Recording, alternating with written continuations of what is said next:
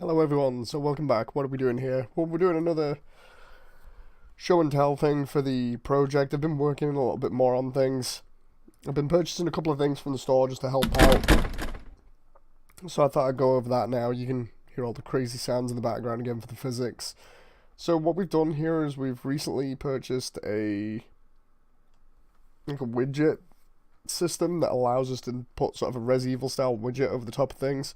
I'm still fixing this and messing around with it to get it to work how I want exactly, so it's kind of, it's more inspired by Resi, but as you can see, there's a test one. That one faded out at distance. When we get close to it, it comes back in and says press E. The idea is I want something that's very minimalistic that I can then apply to everything else. And also, if I was to move behind some geometry over here, it should cancel out, hopefully. So the idea is that if you were to go behind some geometry, that it would eventually fade out like that. So that's pretty cool. That's just something that I wanted to bring over from Resi. Also, the newest thing that I've got here, apart from this and trying to get rid of it, because the bug that I have at the moment is that I can't figure out how to get rid of the icon. So if I press E and pick up that item there, it doesn't fade. So that's a very big problem that I need to address. I've contacted the devs and they said that there's an option for trying to make this work exactly how I want it to.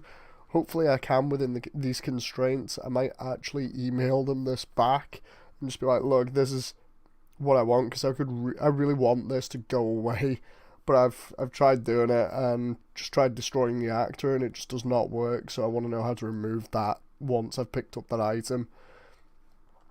I'll show you how I've done that as well later on, because it was pretty cheap for me at the moment.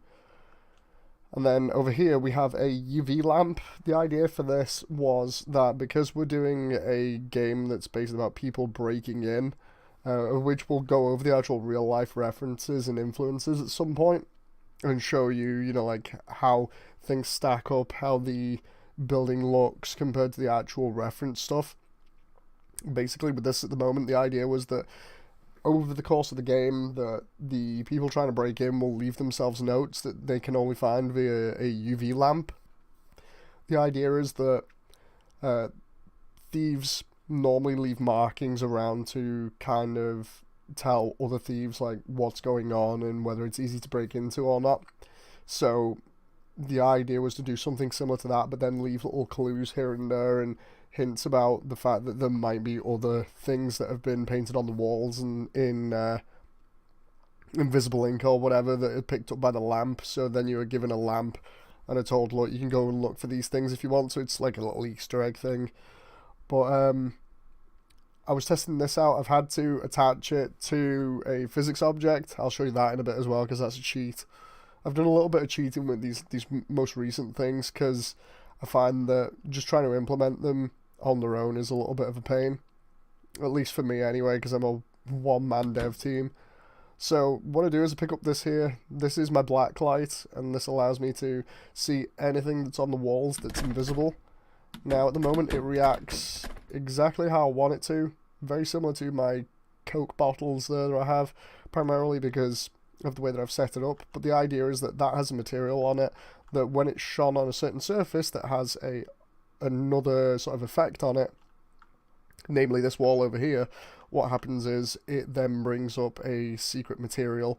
So what we've got is, at the moment, we have a placeholder bit of text. We can actually throw this if we want. This acts like the other objects that I've got at the moment. You can bump into things, you can knock them over, and it acts like a glow lamp that you can carry around with you.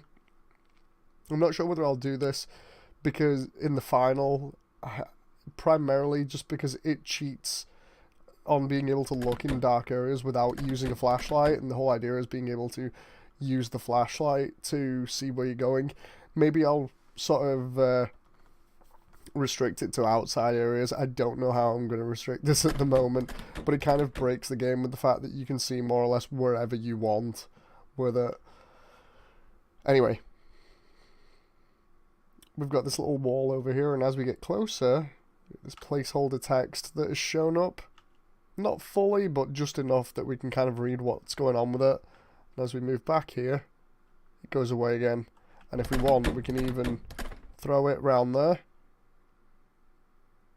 and if we leave it on the floor there, it'll just stay there and highlight that, which is actually pretty neat. And then we pick it up, we can move away again, and it disappears. So that's something that I've just been playing around with the idea of anyway. Let's just put that back there. Like I said, because of it being a horror game, I'm not too sure about that because that is way too powerful. Whether I should just give that to the player at the end of the game or not, you know, just to go back and have it as an Easter egg thing. It's definitely something that I'm going to have to consider because of the way that it breaks the whole need for having a flashlight or for turning the lights on and off. You can just go around in dark areas with that. I'm going to have to see what the range of it is in a dark area so then I can sort of make that call, because at the moment it doesn't seem too bad. It seems like it lights up the immediate area. I'm going to have to, like I said, drop the lighting completely and see what the radius is. Anyway, that's just the stuff that I've been working on recently.